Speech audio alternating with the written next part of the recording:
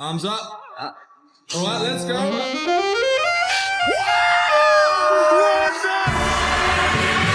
Meet Shiv.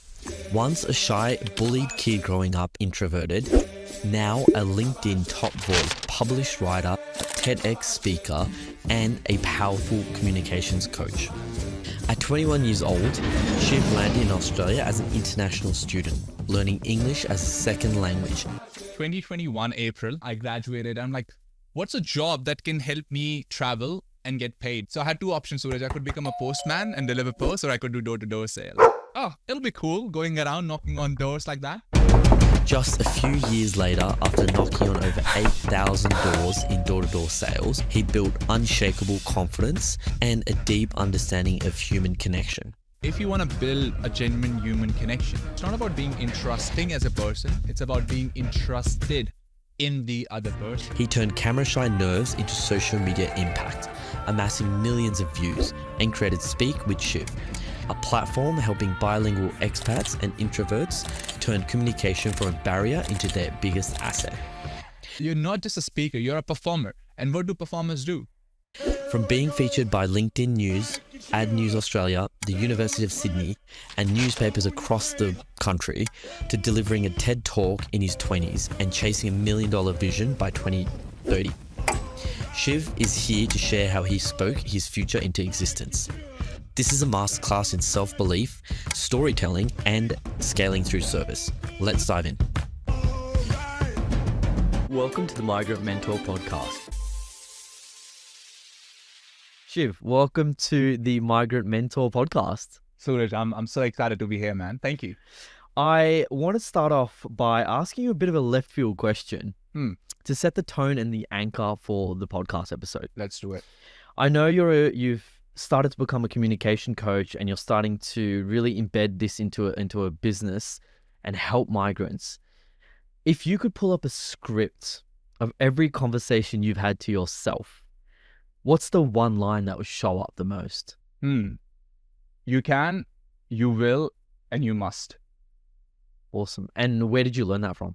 Doing knocks on doors, man. Knocked 8,000 doors, and every time you will hear a no, you have to tell yourself you can, you will, and you must. It's a must. So talk me through that. Why do you think you have to have that word of affirmation? Is it because you get rejected so many times? 100%, because when you take a rejection, it's very easy to say, oh, I'm the problem. There's something I'm doing incorrectly. The world is against me. Nobody wants to purchase from me. It might be because of my skin color. It might be because of my accent. It might be because of my background. You start this monologue in your mind. It's like a tape, repeating. It's like a negative loop. Exactly. And to break that, you need to have a contradictory positive loop. So you can, you will, you must is for me muting that negative tape and giving more power. You can, you will, and you must, right? It just makes me forget about those negative thoughts and just focus on the results, the outcome. Amazing. That's so cool. Let's go back. I want to know more about your origin and your identity, of how you even thought about becoming a communication coach. You were a very quiet kid in school. What was the moment you decided, I don't want to feel invisible anymore? As a kid, I was bullied in my school. And when you already have really low self-esteem and when you get bullied on top of it, even if you have a voice, you don't feel confident speaking up. To speak in front of an audience was something I couldn't even think about, imagine. But as a student, sometimes you have to do those things. So in my 10th standard, I think I was 12 years old, my English teacher, Sarita Gunyala, I always give her credit. She asked me to come to the stage and she said, come to the front of the classroom and speak something out of an English book. It was a poem. So I remember from the back bench, I'm walking towards that podium. When I went there, the book was in front of me. Even before I could look down, Suraj, my throat was dry, completely dry. Yeah. And my hands were shaking. And there was a podium in front of me, so the class couldn't see. But my legs were trembling. Like they were trembling, almost doing a salsa dance. How many people were in the audience? Oh, bro, 50 people in the classroom. And these are people that I study with every single day. But because I had such low self-esteem, being there and knowing their eyes looking at me just made me feel so uncomfortable about myself. The teacher took pity on me when she saw the plight of me, and after I read a sentence barely, she asked me to go back and sit down. when I was walking back to my back bench, I realized, gosh, this sucks. This was the worst, one of the worst experiences I've had because I have a voice and I was not able to use it.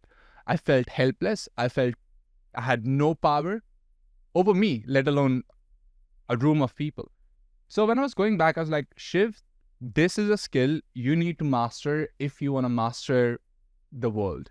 And that was the start of the journey from being an invisible kid, being bullied in the school, barely able to speak a word in front of an audience to now where I am. I think that resonates with a lot of people.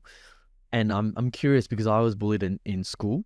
And when I had to, stand up for debate class, my hands would get sweaty. I would, like you said, throat would close up. I feel like a lot of people go through that. And even today, I speak to friends and they say, if I have to speak in front of 10 people on Zoom, they get that feeling of, I don't want to embarrass myself. I don't want to lose myself. How do you think you've overcome those negative emotions and that negative thought loop within yourself across that time period of when you first felt that to now? Look, it's been 10 years. So I've tried and tested thousands of different techniques, thousands of different ways of overcoming it. And I think it's always a journey, right? Like you start from somewhere and then you learn, you reiterate. It's like a business. You pivot and you find what works for you. So I think like there has been a lot of things that I was doing 10 years ago that I don't do now because I've become more advanced. But as a beginner, I would just say, change the self-talk, whatever is going in your head. If you're speaking in front of 10 people on Zoom and you're stressing, you're like, shit, if I say something wrong, there are people that I work with. What are they going to think of me? People are going to judge me. I would not sound knowledgeable. If for a moment, if you take down a piece of paper and a pen and you just write down, I am excited to be speaking in this Zoom meeting, and write it down 10 times. I'm excited to be speaking in this Zoom meeting 10 times. Look at that, read it out aloud before the meeting starts. Now, there is science behind this, Suraj. You know about negativity bias? Describe it to everyone else. Okay, so negativity bias means through our evolution, our brain gives more importance to a negative thought than it does to a positive one. Okay. Right? Because let's say when you were in caveman days and you just got out of the cave and it's a beautiful sunny day, you're like stretching, it's going to be a great day, and you hear some rustling in the leaves. You do not know if it is a tiger about to, hunt you down or if it is just the wind, but you will be alerted to it. So through evolution, our mind gives more importance to the negative emotions than it does to the positive one because it was important for our survival. Now, there is no tiger in the bushes. It's 10 people in front of you on Zoom. But you still feel those emotions. So if you have to counter them, you have to, reframe that sentence that you're thinking. I'm so nervous, change that to I'm so excited. And write it down, read it out aloud. Because nervousness manifests a lot of same way that excitement does in your body. Think about when you're nervous, you get sweaty palms sometimes, you get, you feel the butterflies in your belly. Think about a time when you were truly excited about something. It's the same emotions, right? Same emotions. Your body is physiologically even reacting the same way. When you're nervous, your adrenaline shoots up. Yep. When you're excited, same thing. Same thing. Yeah. So if you just write down, I'm so excited to be doing this presentation. I'm so excited to be doing this podcast. And I was doing that before I came here. I'm so excited. I'm so excited. Yeah. You start believing in that. And even if your body is feeling nervous, you're hijacking yourself to thinking that physiological reaction that's happening in my body is not nervousness, but it is excitement. Yeah. So I'll just start with that. Yeah. No, that's amazing. I think a lot of people would resonate with that as well.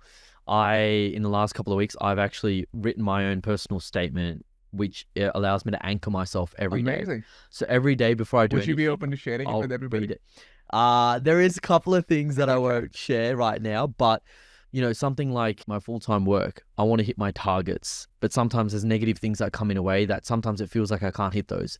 The podcast, there's a section about podcasts where I turn it from a negative to a positive, but I say, why am I doing the podcast? If I can have an impact on the podcast with one person, that's enough for this type of project. And so it's those types of things. My weight loss, I'm becoming the 75 kilos I want to be. Mm. You know, I'm not overweight or I'm not lazy to go to the gym, but I'm becoming that. Yeah. So it's very similar to how I would resonate to that. So tell me, what made you decide to come to Australia? So I came here to do my master's in 2019. And, before I came, my friend came here 8 or 9 months ago. And then he was like, Shiv, you got to come to Australia. It's amazing. People are lovely. You know, there's so many good things about it. I was like, okay. So I decided to do my master's in Australia. That's how I came here. I came here 6 years ago as a 20-year-old kid with a backpack to study. You studied marketing. Now, obviously, there's a lot of elements of marketing that involves communication and emotions, but it's still a bit of a leap from marketing. It's a kind of a different department going to communications. When was that aha moment, or where was that moment that you thought, you know what, I want to be a communications coach? Where did it start from? Was it childhood? Where was it? That's a great question. So when I had that moment as a teenager in my classroom, that was more so for myself. I just wanted to get better. I just wanted to be able to speak in front of an audience, share whatever I have with whoever I want to share it with. But it was always for myself. I just saw that as a skill that I can develop and become better and better and better myself. But I think when I came to Australia and when I did door-to-door sales, especially, which we will go into depth later, I realized it's a skill that goes way beyond than myself. I have a responsibility to help other kids that got bullied and their voice got muted as a kid. I have a responsibility to them to share whatever I have learned in the last 10 years. So it went more from a hobby or a side project for myself to almost becoming a guiding mission that now I want to go on about. Sounds like a very similar pathway to better and bigger things, right? I feel like this is why we started the podcast, because we love business and we wanted to share with other people how you can grow businesses and share other people's stories. So it sounds like there's some sort of pattern there. You've spoken in front of hundreds and thousands of people now. Do you still feel like an outsider in some rooms when you go in? And how do you deal with that feeling of that outsider? Great. I'll answer that question. But just before that, I genuinely want to give you a massive shout out for creating the Migrant Mentor podcast with yourself and to Dr. Kimji, your father as well. I think there is not enough representation for our communities. And I think you guys providing this platform where people like myself, migrants, can have this microphone and we have a distribution channel to reach out to more migrants, share our stories, share our experiences. It's very important. So thanks for creating this platform. Now, to answer your question, if there are rooms where I still go and I feel not belonged, well, to be honest, I don't find that often. Could also be that I selectively select the communities that I want to be part of, that I know when I go there, I won't be considered as an outsider, right? I'm very mindful of the people that I connect with, very mindful of the startup communities that I hang out with, very mindful of the clients that I work with. I want to choose where I am. And I think because of that, I've been able to create this ecosystem or space where the rooms I go into, I do not feel like an outsider. I feel like I'm a part of a bigger thing, a part of a community, which welcomes me with open palms, and I'm super grateful for that. I still find the amount of confidence I have within myself, the amount of confidence I have at work, when I go to a networking event, or any type of event, I get a lot of social anxiety because of the setting. But if I was the main guest, then I wouldn't be nervous. Tell me more. What do you mean the setting? Very interesting. I think it's the anxiety of a lot of different people. I'll give you a great example. This is a funny example, but I'll give you an example. I went to a dating event recently. Okay. A singles dating event. Obviously, there's a lot of nerves because it's a singles dating event. And you've known me for a while. I'm very confident in myself, but I felt nervous and I got those slight sweaty palms. Why do you think that is? We went to Coogee Hotel one day and Justin Hems was there. You know, he's worth $1 billion. Everyone was like, oh my God, it's Justin Hems. Oh my God, it's Justin Hems. I walked straight up to him. I said hi, had a great chat, got a selfie with him, where everyone else was nervous. Is it the status? Is it the power? For me, it was, he's a businessman and I want to appreciate it, right? But in that's one setting. In a dating setting, it might take me 3 hours to go approach a woman that I think that's attractive. Okay. Why? that is above my pay grade, man. I'm not a dating coach. I'm a communication skills coach. Maybe we should get a psychologist on the call. Maybe we should get a dating coach on it. Yeah. I think I can answer the question for you after speaking to a psychologist, but I want to get your take on it. Yeah, sure. So I think for myself, I just think you can be a confident person, but sometimes if you're a confident person, you would naturally be confident in different areas of your life too. But I think it's what's at stake and how do you perceive the outcome that changes that confidence level. So I think maybe where you are in your journey right now in your personal life, this is just me thinking, right? Like I'm not an expert, but maybe it's very important for you to find a partner that understands your goal, your visions, your mission, and you can build something together. So the outcome or what is at stake is quite high. So maybe it's not feeling nervous about yourself. It could be, would I be able to find that partner that has that shared goal and shared mission? So I would put it back saying maybe it's not a confidence issue. It's the anxiety or feeling anxious of would I be able to find that partner that I can share my dreams and goals in life with? Maybe that, but again, above my pay grade. Yeah. Oh, I'll tell you, it's most people put confidence around ego. So this is something new I've learned is you put confidence around the fact that you're a communication coach. So you have a healthy ego or negative ego, it doesn't matter. But you put ego behind your confidence to be able to speak well in public. You put your ego behind your confidence. Well, yeah, it's situational confidence, like you mentioned. So when it comes to dating, it feels more, it's a different situation you're putting yourself in. You're putting yourself with rejection. When I was able to talk to Justin Hems, it's a business-to-business conversation.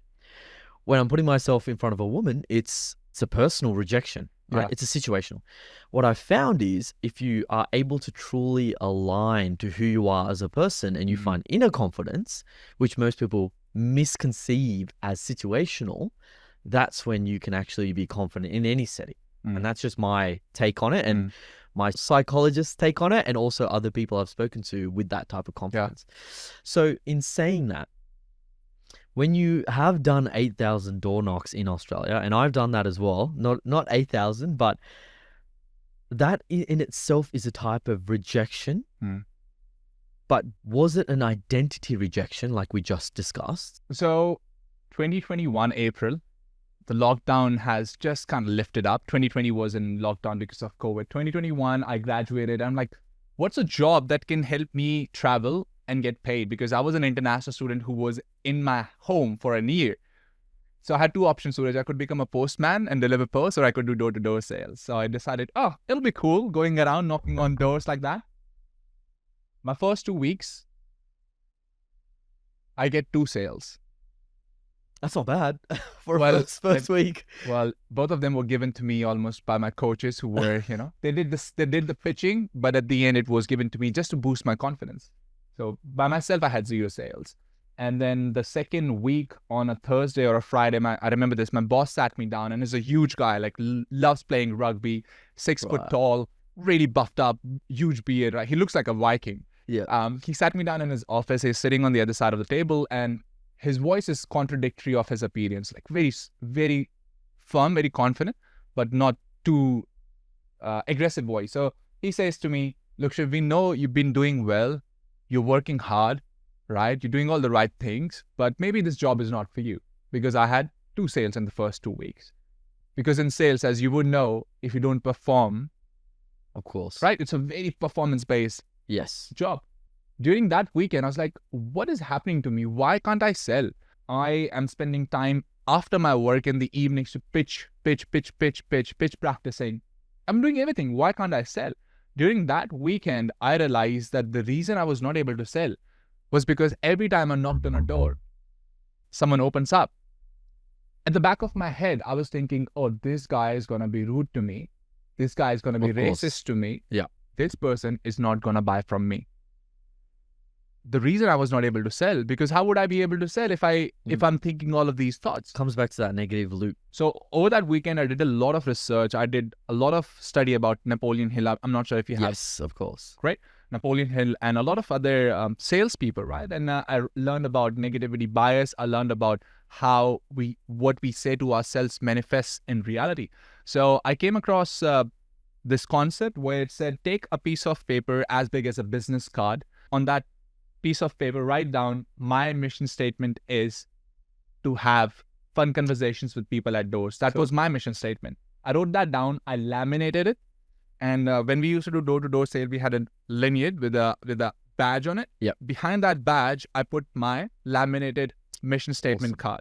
Now comes the next week, my third week. Even before I started knocking, I have lifted that card in the morning and I've read it out aloud 50 times to myself. My mission statement is to have fun conversations with people at doors. Again and again and again and again and again. Yeah.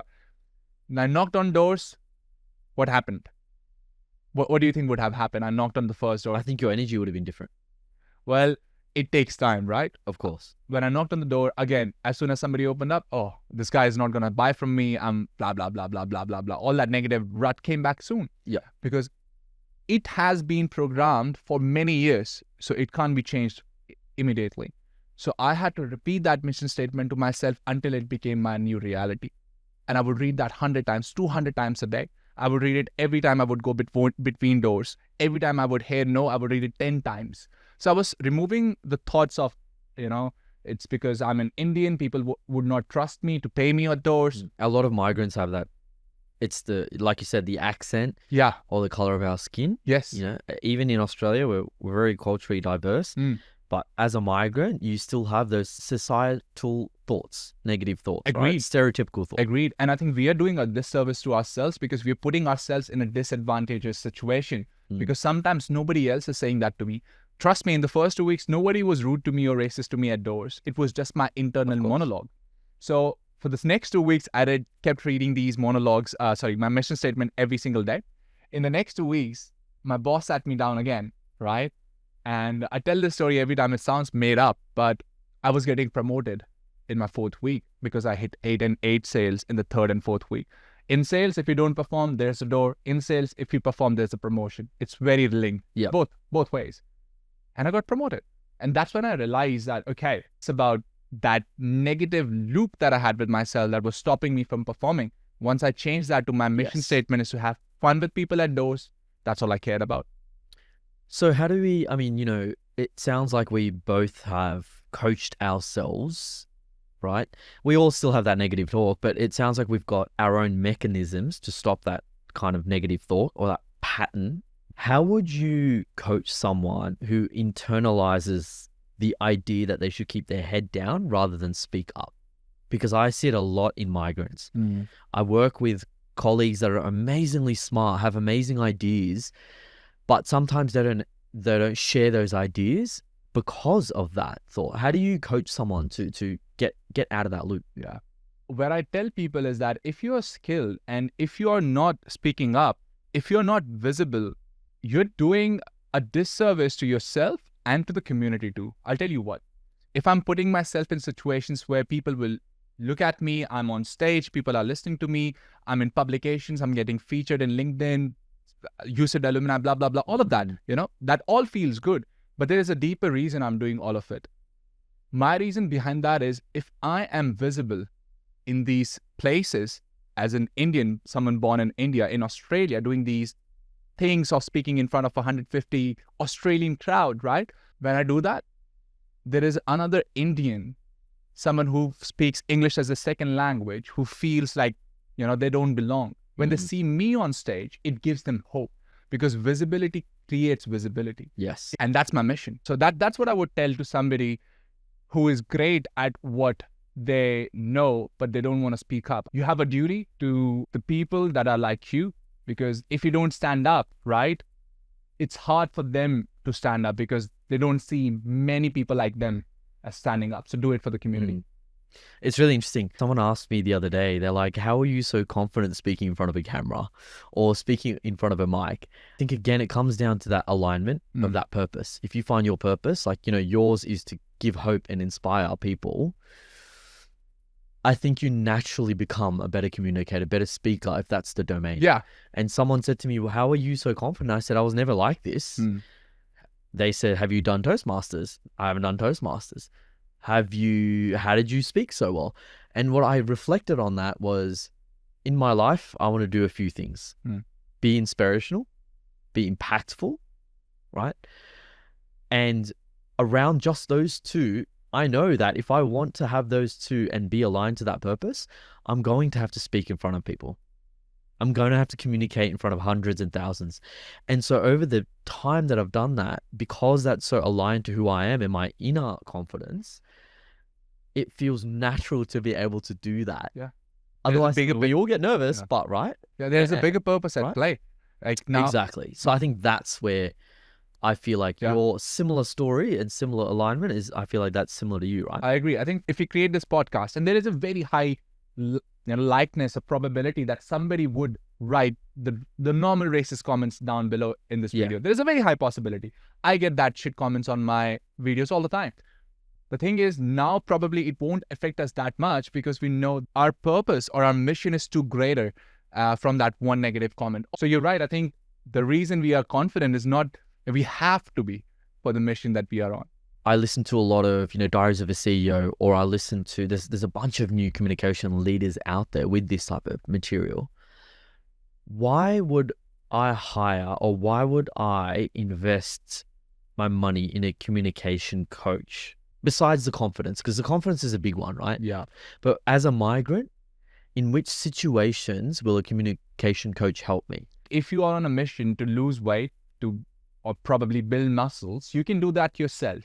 You can go to the YouTube, you can find the exercises, you can create a routine, you can go to the gym, you can meal prep, you can eat healthy, you can learn all of this online, right? It works for most of the people. Of course. Or you can also get a personal trainer who will guide you, who has the knowledge for it, who can get you to the results faster. Yes, you can learn communication skills by yourself. And my vision is that more people actually learn this themselves than they need somebody to teach them. But if you're in a situation where you have to get to some place faster, more efficiently, not make mistakes, learn from the mistake of someone who has made those mistakes for the 10 years, if that is more important to you, the time of it, right? You can learn it yourself. Maybe take you a decade. It took me a decade. If you're faster, maybe it take you 5 years. But if you work with someone who is an expert, you will get there faster because that's what they do. The people that are currently coming to you as a communication coach, why are they coming to you? I mean, one big one for me that I've seen in the past is the confidence in the interview process for jobs. What else have you seen of why someone would? Right. So the most people that I help are people who work in corporates and they have to speak in front of either their teams or in front of the clients. And by nature, a lot of the people that I train are bilingual expats, people from, not just India. Some of my clients are from Nigeria. Some of them are from Colombia, right? Like some very, very varied Mixed. because they all speak English as their second language. So the people that I train are the people that feel they have stage fright, but at the same time, they feel speaking in a second language actually worsens that stage fright. Yeah. So it's the combination of both. How do you confidently present yourself in English in front of large audiences? That's the kind of people I'm helping right now. How do you think injecting warm energy into where you're speaking, without sounding awkward, obviously, but how do you think that has an impact on someone that's, especially English is their second language? Yes. Yeah, I love this question. Who's your favorite comedian? I've got plenty. I've got maybe give me two names. Jimmy Carr. Give me one more name. Ricky Gervais. Okay, perfect. So, do you listen to any Indian comedians or? Yes. There's Veer Das. Veer Das, yes. Yep. He's a great. What I've noticed is a great emotional storyteller that resonates with his audience. My strength is put me on a stage in front of 1,000 people. I'll take the mic and I'll speak like I would love it. Where I still struggle with is adding humor and making people laugh. I can't do it off the cuff. That's a skill I'm developing still. If you grew up in India, your sense of humor would be very different. Very to different. an Australian humor. I personally think the best way is using AI, and I use this in a very creative way. Maybe it's not that creative. It is to me. So my favorite comedian right now is Max Amini. Have you heard of him? No. Oh, the Arab. Yeah, he's a Persian guy. Persian. Yep. So the way I inject humor is whenever I'm preparing scripts for my event, I write whatever I have, right? Like the way that I create scripts. After that, I put that in the ChatGPT. I say, revise this and sprinkle Max Amini style of humor into it. That's cool. Yeah. and then it just, spits it out, and it would have those jokes, which I can speak better because I love his comedy style. I laugh at his comedy, his humor. So I can deliver it better as compared to, let's say, we, thus, who I personally don't relate to. So go to ChatGPT after you have written your script. Just say, whoever is your favorite comedian, revise the script and sprinkle ex-comedian's style of humor in it.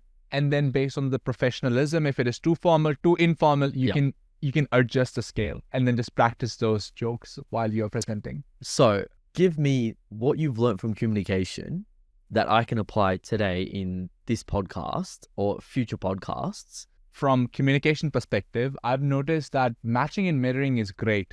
Yep. One of the ways we used to create trust while knocking on people's doors, we had a few seconds after that, you have a conversation. You need to match and mirror the other person's energy. And explain that. Okay, if I was matching and mirroring your energy, I'll probably go a little one notch down and I'll speak more concisely, the way you present with more depth in it. The way I naturally speak is like, I'm like, right, like that. Yeah. I'm like that. But that's the real me. Yep. So sometimes in the podcast, we have known each other for a long time. So and we have already created that trust. One of the ways that I find if there is a new guest that is coming, before you set up the podcast, when they reach out to you, say hello, and if you have heard them, match and mirror their volume, match and mirror the way they move, their energy levels. Do they make eye contact? Do they not? In the first few sentences at least, or for a couple of minutes, let them ease into the conversation by you coming to them. So tonality, body language, matching. Yeah, so right. Voice and body language. Yeah. Right, okay. And also words, I think you mentioned, right? Which is a Some tricky form. one, yes. It's a tricky one, yeah. Tricky one. Yeah. If you can match the way that they put their thoughts together. Easiest one is probably the volume. Volume. Volume Okay. is the easiest one because it's the first thing you would notice. Somebody says, hello, my name is Shiv. When I meet new people for the first time, if they go, hi, my name is Martin. I go, oh, hi, my name is Shiv. And they're like, how you doing? Yeah, I'm doing really well. And then slowly I bring them. I don't stay there all the time. I would bring them to where I am. But that's a gradual process because I don't want to speak in a way that is inauthentic to me all the time, which is like not being energetic, not using my hand gestures. But I can't be like that right away because I might just scare that person off. Yep. If I go in that energy and if that person is a little bit more poised. Because people like people who are like them. Yes. Right? And basically, if you're matching and mirroring, you're telling them, hey, I'm like you. Once you build that trust, then you can take it to the level where you want it to be. So it feels familiar and it's similar to themselves. And I've noticed you use a lot of body language, and I've read a lot of books about body language, but explain what body language does or not, I wouldn't say erratic hand movements, but calculated hand movements. What does that do for communication or public speaking? So are we talking about body language or just hands right now? Let's focus on hands. Hands, okay. There is a deeper level answer to this, and there is a little more superficial. I'll start with the deeper one. If there is a high-stakes situation where you have to speak, I consider that you're not speaking, you're performing. You're not just a speaker, you're a performer. And what do performers do? They use everything in their body. They use every resource they have to convey the points that they have. I'm a performer. I'm performing right now. And I enjoy performing. Performance means, okay, I would use my hand gestures. I would move my body a little bit. I'll use a lot of facial gestures that I do unconsciously now, but which I have been learning consciously. Start by thinking you're a performer. Just giving yourself permission to take more space up. The second thing is taking up space. Like if I just sit down like this and if I'm talking and talking, which is great, right? Many people have this natural sense of speaking, which is fine. But if I'm just taking a little bit more space, especially if you're on a stage, right? Imagine if there are 1,000 people or 100 people watching you, and from a very far away distance, imagine someone on stage, if they're just standing like this, they're not moving their hands. As compared to if they're moving their hands, what would be the stage presence? So you have to be as big as the room as well. I think the reason you should be using your hand gestures is just to perform. And it's another resource you have in your body to convey your point much better. Right. It's amazing because now people can read you through visual cues as well.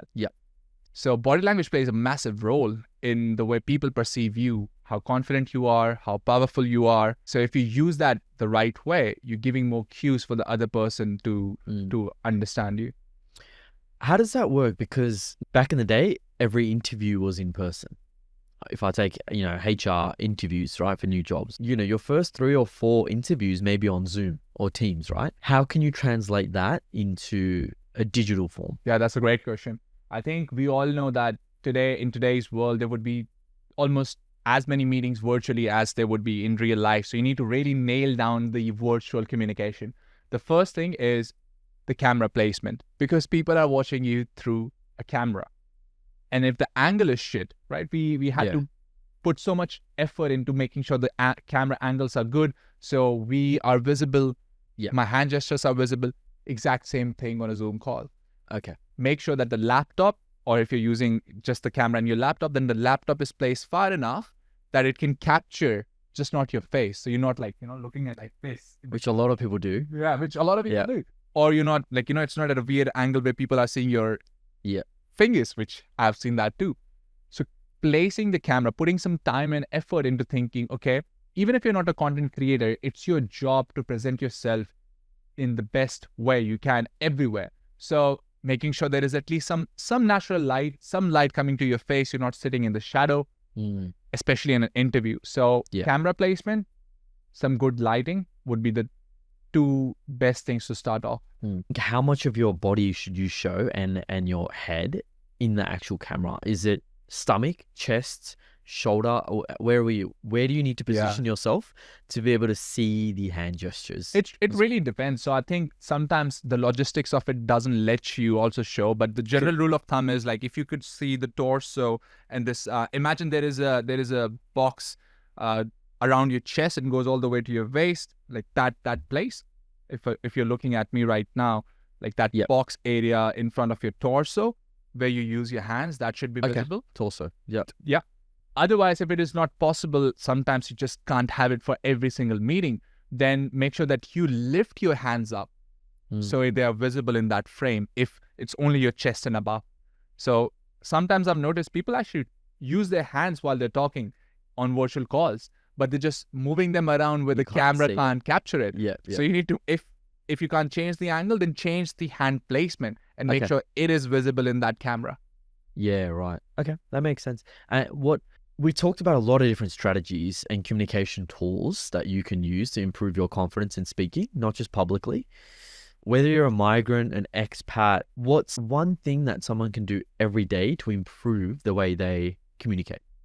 If you are an immigrant, if you speak English as the second language, one of the very first things you should be doing every day is tongue twisters. Tongue twisters, yes. Because I realize accent isn't the problem. The clarity of what you say is the problem. Yeah. So every different culture would have their own accent. French people would have their accent. Irish people would have their own unique accent. Like us, Indians have their own unique accents. Accents aren't a problem. The clarity is the issue. If you can't speak clearly, that is the problem. Accents are beautiful. That's what makes you you. That's your identity. So tongue twisters is not going to remove your accent, that thick accent. It's just going to help you with the clarity of how you speak English words. Because if you look at how we make sound, we are just using all the muscles in our vocal cord, in our mouth, the tongue. It rolls a certain way, and we're projecting the air coming out of our mouth. If you speak Hindi, for an example, the way you use your mouth gestures and the way you use your tongue to make the sound in Hindi is a little bit different than how you make English sounds, or let's say Spanish. Roll your R's, right? That's right. So when you practice tongue twisters, you just need to exaggerate, and it's going to look very funny. And I used to do it. I was religious of doing my tongue twisters when I was doing door-to-door sales. The tongue twisters works like this. The most easiest one is red lorry, yellow lorry. I'll say that again. Red lorry, yellow lorry. I want you to just speak this every single day after you brush your teeth, because you're in front of a mirror. You can see yourself, and focus on exaggerating your mouth movement. So it'll look like red lorry, yellow lorry. You're exaggerating the mouth movement. Yeah. You're letting more air pass through your vocal cords, right? Yep. So you're not just going red lorry, yellow lorry, because then you're mumbling. So if you're a migrant practicing your clarity, I would recommend tongue twisters every single day. Start with red lorry, yellow lorry, and make sure that your jaws are open and you're exaggerating every movement. Awesome. I know you've done a lot of coaching with City of Sydney, UNSW, even in Delhi you went and did some coaching. What would you say the one success story, if you like? What's the one student breakthrough that's really sat with you? So my mom and her three sisters, they all graduated from the same university. I was there conducting a workshop, and I had my mom and the sisters as well as my grandma. So my mother of my mother was there as well. During that event, after I finished, there was this girl. It's an all-girls college, right? It's not co-ed. Okay. She comes to me and she's shaking. Yeah. And in her hand, there is a piece of paper, which is folded. I have two of my team members around me, and that girl gives me that piece of paper and she says nervously, please don't open it now. And she just jets out of the room. Okay. And then I was like, whoa, okay, what is this? Like, naturally. Yeah. And I look at my team members and they're smiling. I did not open it until I got into the car and I was by myself, and I opened it, and it was her saying that she wants to be an entrepreneur when she grows up. And us in that room, me pushing her to go on the stage and speak, gave her that permission to follow that path and gave her the confidence that she can be an entrepreneur in the future. And when I read it, I felt so happy because I was able to help somebody give themselves permission to follow that path, to just instill that confidence in themselves. That was one of my favorite moments among many others. Yeah. And I still have that letter. It's on my wall. That's amazing. I put it on my wall. I look at it. It inspires me. You should definitely send this podcast to her so she listens to it and remembers that memory for herself as well. Will. So tell me, what kind of legacy do you want to leave for the first generation of migrants that you're helping with communication? Being more visible. Being more visible. Being more visible. I think I meet so many people who have great technical skills, but they are afraid of sharing it to the world, and they're afraid of being visible, which I understand. I was like that too. So the legacy that I want to build is I want to be able to help more expats, more people who speak English as a second language in more visible positions. On stages, creating content, in one-on-one conversation, doesn't matter.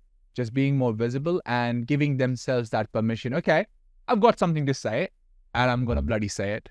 So doing the door-to-door, you've reached probably 8,000, probably even 15, 20,000 people now that you've spoken to in any format of communication. What have you learned about human connection in that process? I learned this golden rule, Suraj, that I used to think I have to be interesting to build a human connection with somebody. I have to be funny. I have to be smart. I have to be witty. When I talk to thousands of people, I realize if you want to build a genuine human connection, it's not about being interesting. It's about being interested. I'll say that again. It's not about being interesting as a person. It's about being interested in the other person. Because who do you think is the hero or heroine of their own life? Yourself. Yeah, right? Who do you love the most? Yes. Yourself. And if I'm going into a conversation telling, hey, look at me, I'm so interesting. Yes, you can build a good connection. You can leave a good impression, but it's not as deep. It's not as substantial as me being interested in you. Tell me more about your life, Suraj. I want to know why you did this. What mission are you on? Yeah. What brings joy to you? What are your next travel plans? Of course, not in a way it sounds like an interview, in which there are methods to not make it sound like an interview, but the general concept that I am interested in learning more about your life. Tell me more. Maybe I speak 20%, you speak 80% in that interaction. You will walk away thinking, oh, Shiv was a great communicator. He was just amazing. He was such a natural. While I was just listening most of the time, you were speaking. But I made you feel heard. I made you feel seen. I made you feel valued. And that's a great answer. Shiv, it's been an absolute pleasure to have you on the podcast. where do we want to see Shiv in 2030 with the communication coaching business? In 2030, in 5 years' time, I see that I am on 3 different continents. So Speak with Shiv, that is the business I'm building with coaching. It's on 3 different continents. And I want to be helping about 100,000 immigrants, people in different parts of the world with their communication skills, either through my group workshops, either through technology. How we get there, still in the works. By 2030, 100,000 migrants impacted, and want to make them take that leap to being more visible. Amazing. Well, I'm sure we've got a lot more migrant mentors that can help you with that goal very quickly. But again, thank you so much for coming on the Migrant Mentor. And I'm sure, hopefully, a lot of people have learned things that they didn't even know about communication speaking with you. Thank you. Thanks, Suresh. Thanks, everybody.